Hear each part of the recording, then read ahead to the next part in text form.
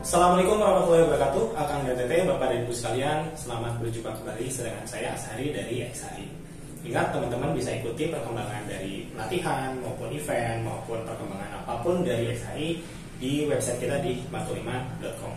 Oke, teman-teman sekalian, di video kali ini saya akan berusaha mencoba menjawab kekepoan gitu ya, keingintahuan teman-teman tentang blending gitu ya. Nah ini tapi disclaimer-nya sebelum kita mulai adalah ini adalah blending dalam versi yang memang saya pahami dan saya ajarkan di XHI gitu ya.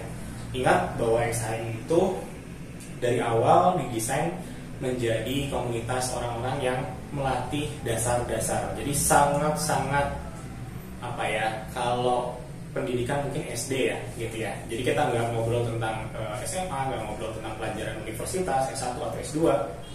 Kita pada dasarnya adalah orang-orang yang belajar membaca, belajar berhitung, mungkin belajar mengenal warna.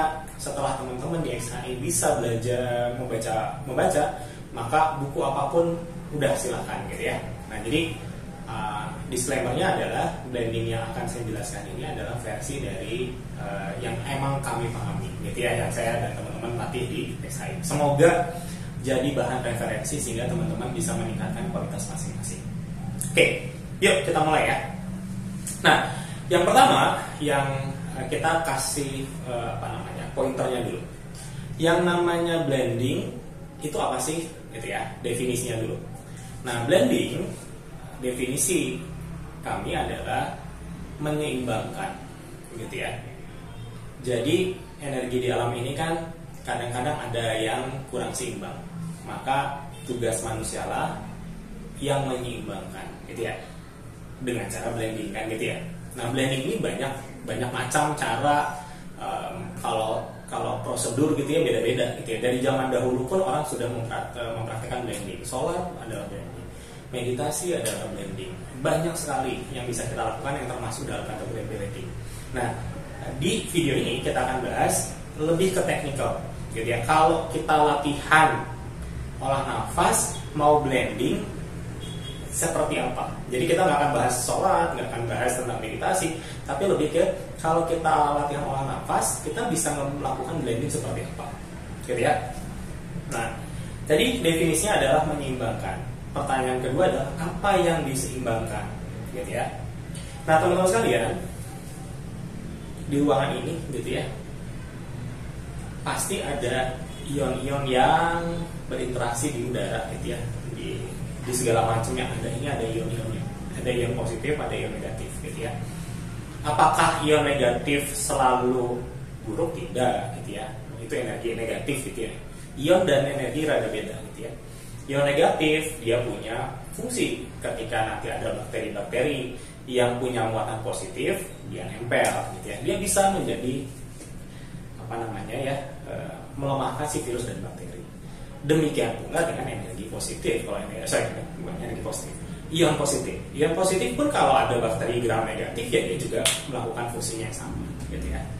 Sebuah ruangan, sebuah tempat, sebuah lokasi lah gitu ya, punya proporsi secara natural gitu ya, punya proporsi dari ion positif dan negatif yang berbeda. Nah kita ini mau membuat dia seimbang di tengah-tengah. Jumlahnya kalau tengah-tengah ya berarti sama ya, positif sampai dengan negatif.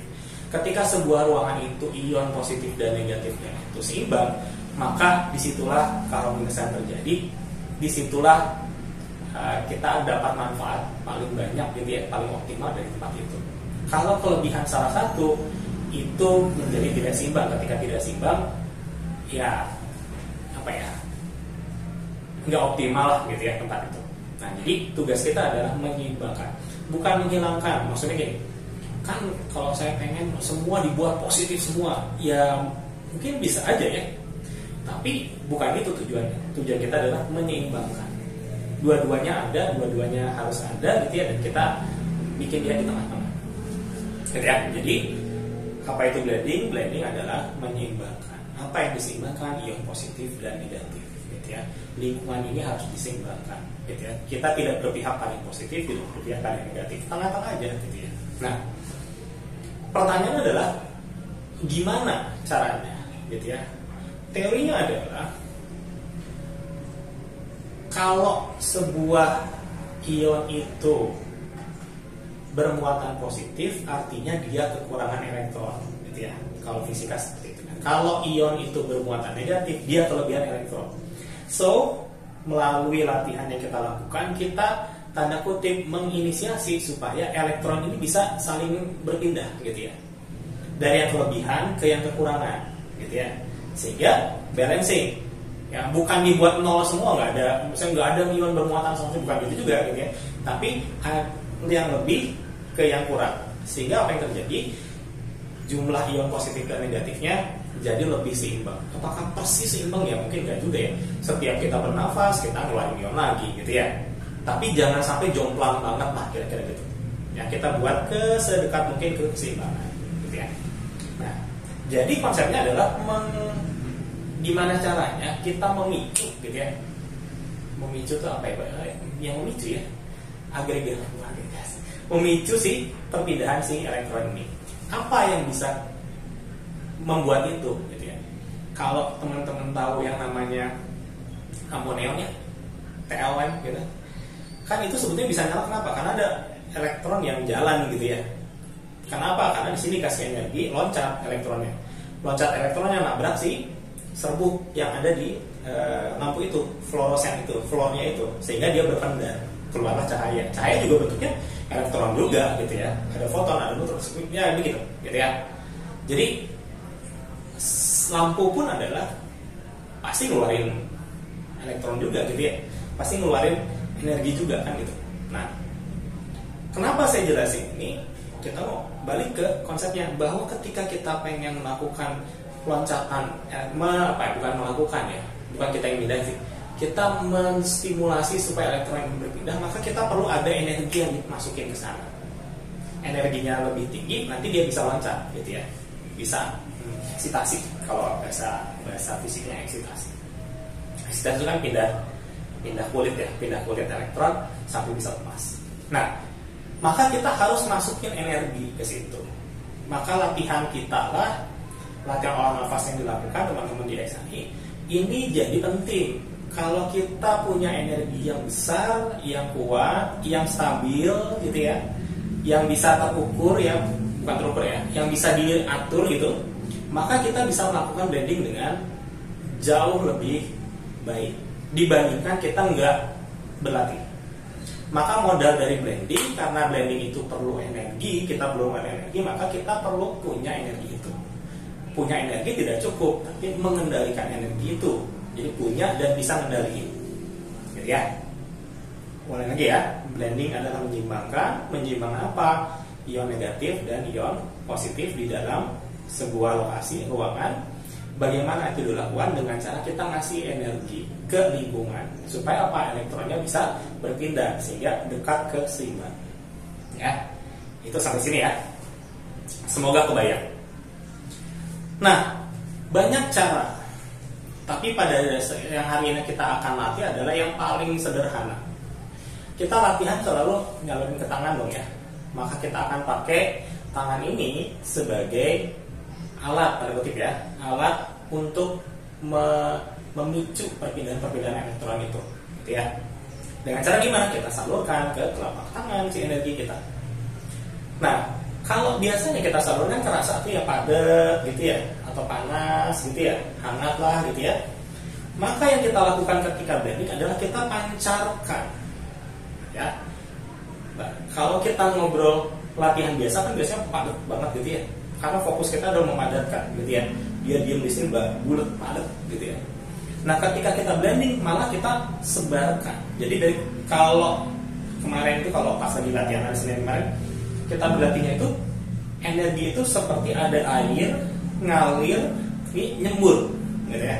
Kalau center mungkin kalau ya cahayanya center, gitu ya. Energi dari dalam baterai segala macam dirubah jadi pancaran cahaya, foton yang keluar dari senternya, gitu ya, dalam bentuk cahaya.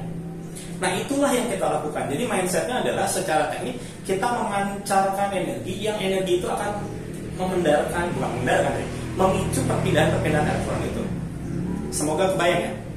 Jadi analogi gampangnya adalah bayangin tangan teman-teman itu selang ngeluarin air yang mancar gede gitu ya, atau senter yang memancarkan cahaya yang luas gitu ya.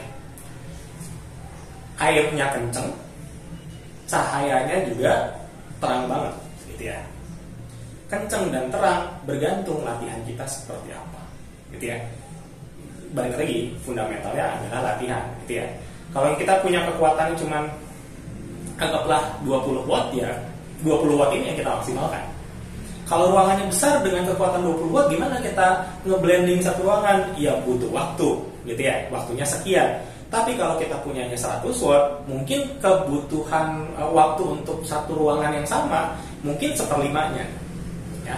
Jadi siapapun betul bisa blending, efektivitas kecepatannya bergantung pada bagaimana kapasitas energi teman-teman dan bagaimana teman-teman mengendalikannya gitu ya. Dan pengendalian itu kan kadang-kadang tergantung dari mood pada saat itu ya. Kita punya energi 100 nih, tapi kita nggak ada di pikiran kita lagi kemana-mana, kita lagi nggak fokus, mungkin yang keluarnya 5 watt gitu ya. Ya efektivitas pada saat itu seperti apa gitu ya. Ya balik lagi, ini diulang-ulang ya. Jadi yang namanya branding adalah menyeimbangkan. Apa yang kita seimbangkan adalah ion positif dan negatif. Kita bawa ke tengah-tengah supaya seimbang, bukan menghilangkan salah satunya. Gimana caranya? Kita tanda kutip tadi ya, kita picu. Bagaimana memicunya? Kita kasih energi. Energinya dari mana? Hasil latihan olah nafas. Gimana tekniknya? Saring ke telapak tangan, pendarkan, pancarkan, gitu ya, di kedua tangan ini. Nah, jadi udah kebayang tuh ya tekniknya seperti itu. Namun ada satu hal lagi yang juga penting, yaitu kita nggak boleh ngasih program. Saya ulang ya, kita nggak boleh ngasih program ke energi yang kita keluarin tadi. Kenapa? Kita tahu yang namanya metafisik. Kita udah pada saat ini udah 5 kali sesi latihan metafisik. Selasa depan yang terakhir ya tentang improv. Yang namanya metafisik itu energi kita itu kan sepersekian detik kita mikir A jadi A, B jadi B kan gitu. Ketika misalkan ya kita mau niat dari awal kita mau menyeimbangkan gitu ya. Ketika lagi melakukan tiba-tiba kita mikir aduh bagus nih kalau ternyata ini asihan gitu ya. Supaya energinya, atau kita pengen ini ruangan pengennya bagusnya nih kalau bisa bersih dari segala macam yang gak bagus gitu ya. Atau misalkan saya pengen ini jadi penglaris gitu ya. Atau saya pengen ini jadi apa gitu ya. Disitulah nanti energinya nggak netral malah. Jadi malah kita memprogram. Padahal yang namanya kita ingin melakukan blending adalah buat seimbang gitu. Malah jadi terprogram. Beda ya. Jadi yang harus benar-benar dikendalikan selain teknik yang tadi udah kita bahas adalah mindset kita, pikiran kita gitu ya. Kita harus benar-benar nggak memprogramkan gitu ya. Semoga kebayang ya. Nah, sekarang kita ngobrol tentang pikiran. Kan pikiran saya itu kadang-kadang gini, ini banyak kejadian. Kita melakukan gini-gini semenit, setengah menit, oke, pas semenit tiba-tiba mikirin, aduh drakor yang kemarin panjangnya gimana, drakor yang kemarin lanjutannya gimana ya, gitu ya, misalkan gitu ya. Atau ini, ya langsung terprogramnya beda. Gitu. Jadi proses blending itu bagian yang gampangnya itu sebetulnya energinya. Yang sulitnya, yang penuh tantangannya adalah mindsetnya. Gimana selama misalkan 5 menit blending kita tetap nggak mikirin, nggak memberikan program itu, nggak memberikan bentukan-bentukan energi yang memang seharusnya nggak ada di situ, gitu ya. Semoga kebayang ya. Jadi tantangan paling beratnya, tantangan yang benar-benar harus bisa kita latih adalah kita tetap fokus, gitu ya. Fokusnya bagaimana triknya kan? Nah ini yang mau saya jawab gitu ya. Akan lihat pikiran kita itu tanda kutip liar. Kalau misalkan analoginya anjing gitu ya, anjing. Kan kalau kita punya anak anjing ya, kalau teman-teman dulu punya anjing atau punya anak anjing gitu, kan kita ikat ya. Kenapa sih kita ikat kalau kita jalan-jalan gitu ya? Supaya kita bisa ngendalin ini kemana gitu ya. apa yang terjadi kalau itu kita nggak ikat, ya kita nggak pakai list gitu ya, dia akan kemana-mana dan kita sulit ngendaliinnya. Nah, pikiran itu punya keliaran yang sama, dibiarin sebentar aja dia mikirnya udah kemana. Kadang-kadang kita udah kejauhan gitu ya, baru ketarik lagi, mikir lagi kemana. Otak kita tuh sangat hebat, seperti dalam mungkin 5 detik udah mikirin beberapa hal gitu ya. Nah, ini harus kita sementara ketika kita blending, kita harus mengendalikan ini kan gitu ya, supaya dia jangan sampai mikir-mikir misalnya gini, lagi blending set, lagi oke, tiba-tiba aduh gitu ya, kayaknya X gitu ya, atau ada tiba-tiba kita mikirin masakan di rumah gitu ya, udah gitu ya, itu udah ada program kan gitu ya. Nah, jadi supaya dia pikiran ini tetap terkendali, kita pakai list tadi, kita kasih kerjaan pikirannya ya. Cara paling mudah adalah, bukan paling mudah sih, nggak ada yang mudah ini, kalau ya harus dilatih lah intinya gitu ya. Semua juga kan dari nggak bisa berlatih jadi bisa, dari bisa berlatih jadi mahir gitu ya. Jadi semuanya juga proses pasti dijalin, nggak ada yang tiba-tiba bisa sekaligus kan gitu ya. Nah, jadi kita harus kasih kerjaan ke si otak kita itu. Pekerjaan yang paling mudah karena memang dia itu real ada pada saat itu adalah merasakan. Jadi teman-teman kan gini nih, saat gitu ya, fokus aja ke merasakan ngeluarnya energi. Jadi pikiran kita tuh full di rasain keluarnya energi. Gak usah mikir yang lain, hanya pikirkan gimana ngerasain keluarnya energi. Mau dia geraknya ke kiri, ke kanan, atas, bawah, itu biarin aja ya. Apakah kan blending itu harus goyang-goyang? Enggak. Teman-teman diam juga selama melakukan si pikirannya itu terfokus pada tadi ya, memancarkan si energi sekitar itu ya works gitu ya. Nah, kalau tangan posisinya begini, otomatis biasanya kita jadi bergerak tangannya. Tapi gerakan itu bukan fokusnya ya. Pas gini, aduh kurang gaya, kalau bisa mah begini gitu ya. Kalau bisa mah tiba-tiba begini gitu ya. Gerakan itu bukan sesuatu yang, justru kalau gerakan kepikiran harus di-reset lagi mindsetnya ya. Karena kita fokusnya di ngeluarinnya itu aja. Mau berapa menit ya biarkan saja, nanti badan kita juga tahu, oh ini kayaknya udah nggak keluar lagi ya, gitu ya. Kan nanti kerasa, misalkan ruangan ini kan cuman mungkin ini di 3 meter kali 3 meter nih ya, 3 meter kali 3 meter. Saya niatin misalnya blending satu ruangan 3 meter kali 3 meter. Ketika lama-lama dia sudah seimbang, maka tubuh kita tahu ini udah seimbang. Feel kita udah, oh ini kok ngeluarin ini udah nggak sederas gitu ya, udah nggak sekencang dia tadi. Oh berarti udah mulai mendekati ke keseimbangan. Gitu ya. Justru dengan pikiran kita merasakan ini, kita jadi tahu oh ini udah cukup, mana yang belum gitu. Kalau kita melakukan blending di tempat yang memang sudah seimbang ya nggak ada efeknya, karena kan kita bukan mau mengganggu keseimbangan ya, tapi kan kita mau membuat lokasi yang nggak seimbang jadi seimbang. Kalau kita datang udah ke lokasi ini mau blending di sana buat apa gitu ya, udah seimbang kok, kita nggak ada efek. Yang ada malah mungkin kita tiba-tiba yang udah seimbang kita kasih program gitu ya, karena kita tadi masih belajar buat blending gitu ya. Kira-kira gitu ya, semoga kebayang ya. Jadi secara teknis, saya ulang lagi ya, yang teknisnya aja ya, atau mulai dari awal deh. Yang namanya blending adalah menyeimbangkan apa yang kita seimbangkan, ion positif dan ion negatif, bagaimana bisa diseimbangkan dengan cara mindahin elektron ke yang kurang ke yang lebih gitu, dari yang lebih ke yang kurang elektron. Bagaimana itu bisa terjadi? Karena kita ngasih energi, dipancarkan energinya untuk sehingga elektronnya eksitasi, sehingga terjadi perpindahan itu menuju ke keseimbangan tengah-tengah, jumlah positif dan negatif sama, kitanya harus 0. 0 tuh maksudnya apa? Kita nggak ngasih program gitu ya. Gimana supaya nggak ngasih program? Fokus pada merasakan, bukan pada bergeraknya, tapi pada merasakannya. Supaya kita efektif gimana? Kita harus punya dasar sih energinya sendiri. Dari mana? Dari olah nafas gitu ya. apakah pas gini harus tahan buang, enggak juga. Karena kan kita berjuang keras buat ngeluarin energi kan pas latihan.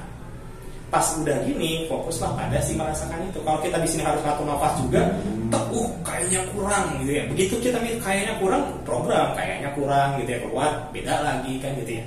Jadi memang disarankan buat pemula nggak pakai nafas, nggak pakai ngatur nafas, full merasakan. Karena nafasnya, energinya sudah dilatih sebelumnya gitu ya. Gitu ya. Berapa cepat kita melakukan bisa mengkondisikan sebuah ruangan atau lokasi bergantung ruangannya seperti apa, kondisi awalnya, luasnya, komposisi yang negatif positifnya seperti apa, kemudian tadi kapasitas energi kita seperti apa, psikologi kita pada saat itu seperti apa, itu semuanya ngaruh. Dan dasar energi kita ya, kalau kita latihan harusnya sih secara teori kita bisa lebih efektif melakukan blending. Ada pertanyaan lagi di grup, kan kalau blending apa harus banyak kan? Oh enggak, kita bisa sendirian gitu ya. Kan kalau banyak kan lebih efektif nggak? Jawabannya bisa iya, bisa enggak. Kenapa bisa gitu? Kalau ternyata misalkan 10 orang blending, dengan kita bisa sudah menerapkan tadi ya, membenarkannya udah oke, mindsetnya udah bisa dikunci ke merasakan sehingga tidak ada program, maka jauh lebih cepat pasti, lebih efektif. Karena setiap orang bakal saling menguatkan. Tapi kalau dari 10 orang, 5 orangnya ternyata masing-masing program, kebayang nggak? 5 orang menyeimbangkan, 5 orang lagi mentidakseimbangkan. Apa yang terjadi? Ya nggak beres-beres, gitu kan? Bayangin ya, 5 orang mengutin sampah. Ini satu ruangan nih, ada 10 orang. 5 orang mengutin sampah, 5 orang buang sampah. Iya, lama kan gitu ya. Nah sehingga teman-teman ketika melakukan blending, satu, kalau menurut saya pribadi ya, satu, kemampuan untuk tadi ya secara dasar energinya, dan kemudian kita berlatih untuk mengunci mindset kita di merasakan sehingga kita tidak memberikan produk, adalah tanggung jawab kita masing-masing. Maka ulik ya, maka latih. Karena yang gini itu teori bisa tahu, latihannya praktik mah ada beda gitu ya. Karena ini kan experience ya, skill ya, keterampilan bukan pengetahuan ya. Teman-teman mungkin bisa simak video ini berkali-kali, tahu, hafal teorinya, tapi belum tentu ketika praktek. Karena ketika praktek pasti ada godaan-godaannya. Nah itu yang nggak bisa saya sampaikan lewat video. Teman-teman harus merasakan sendiri, berproses sendiri, karena berkembangnya ya lewat latihan gitu ya. Nah, balik ke tadi yang ingin saya sampaikan adalah apa? Bahwa kemampuan kita untuk melakukan blending secara baik dan benar gitu ya, adalah tanggung jawab kita secara personal. Kenapa? Karena kita nantinya akan berkontribusi kalau kita blending sama orang lain. Kalau ada rantai, misalkan ada 10 anak rantai saling berkaitan gitu ya, kuat gitu ya. Misalkan kalau rantai kan kalau ditarik bisa patah ya, tapi kan patahnya mungkin berapa ratus newton gitu ya. Kalau satu rantai 10 mata rantai panjang gitu ya, saling berkaitan, setiap rantainya kekuatannya 100 newton, maka rantai itu pasti break ya di 100 newton gitu ya.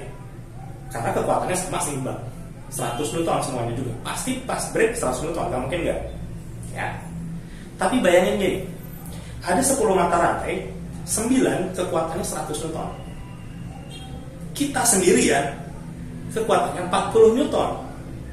Ditarik 40 newton patah gitu ya. Apa yang terjadi kalau ditarik? Nggak peduli sama yang lain. Yang lain 100 newton, breaknya pasti 40 newton. Kita jadi beban kan gitu ya. Mindsetnya adalah saya berlatih semaksimal mungkin, saya ulik segala macam, saya tanya, saya lihat video, saya praktek gitu ya, saya tanya ke banyak orang seperti apa, meningkatin kemampuan kita supaya nanti kalau kita bareng-bareng, kalau kita latihan bareng-bareng, apalagi di tempat-tempat yang memang ceritanya ya mungkin ini krusial banget nih gitu ya, harus dibantu, harus fokus semuanya ya. Ketika ada acara yang memang komunal, banyak orang seperti itu, kita nggak jadi beban gitu loh. Kebayang nggak? Mending kamu nggak kalau memang kita misalkan ya nyadar diri, aduh pas setiap gini 30 detik oke, menit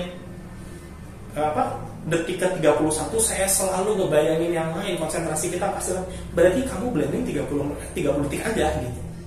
Ketika kita sadar udah kira-kira jadi beban buat yang lain, ya jangan ngebebanin teman-temannya kan gitu. Nah, kesadaran ini juga menurut saya perlu kita bangun ya. Karena ini kan tanggung jawab sendiri ya, bukan tanggung jawab sendiri ya, tanggung jawab kita terhadap teman-teman yang lain, terhadap ya keseluruhan keberhasilan event itu kan gitu ya. Kalau misalkan ya, yuk kita blending bareng-bareng misalkan di suatu tempat gitu ya, terus saya nyadar diri, aduh saya ini kemampuan justru cuma semenit, ya udah blending semenit aja, yang 10 menit kan gitu ya, daripada kita jadi beban yang lain, kita malah orang lain beres-beres kita motorin kan gitu ya. Nah, hal-hal ini yang menurut saya memang harus kita tarik jadi penyadaran bahwa yang kita tanggung jawab kita kan terus memperbaiki ya. Nah, kalau kita mau memperbaiki diri, kita harus tahu dulu kurangnya kita mana. Kita tuh di apa ya, plus minusnya kita tuh apa. Kita kenal dulu sama diri kita sehingga kita tahu batas-batas kita. Baru nanti kita push batasnya supaya kita jauh lebih baik sehari demi sehari kan gitu.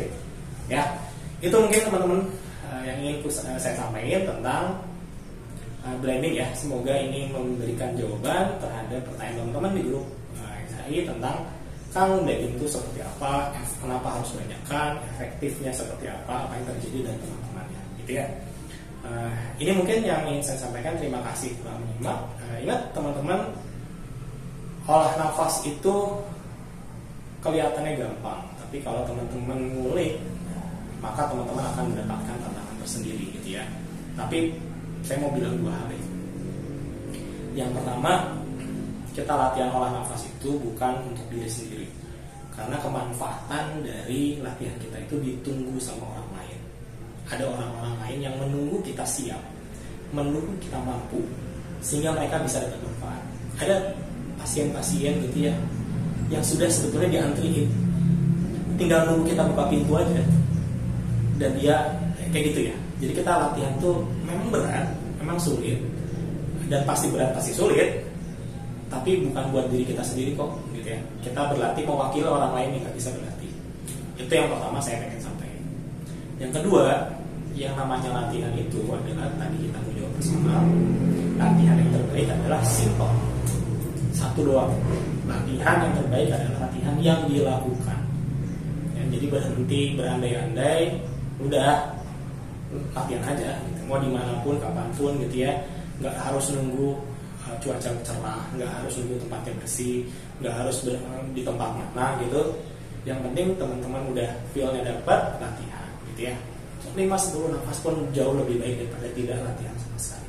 Ya, semoga teman-teman bisa terus eksis menjadi jembatan keilmuan dan juga menebar manfaat buat sesama. Saya Ashari dari SHI. Terima kasih. Jangan lupa sering-sering cek di grup dan sering-sering cek juga di hikmatulhikmah.com. Kalau teman-teman yang belum ikutan, tertarik gitu, teman-teman bisa masuk ke grup Telegram t.me gitu ya, garis miring join SHI. Kami insya Allah menerima teman-teman dengan tangan terbuka, saling menjaga aja gitu ya. Terima kasih. Demikian pada kesempatan kali ini. Assalamualaikum warahmatullahi wabarakatuh.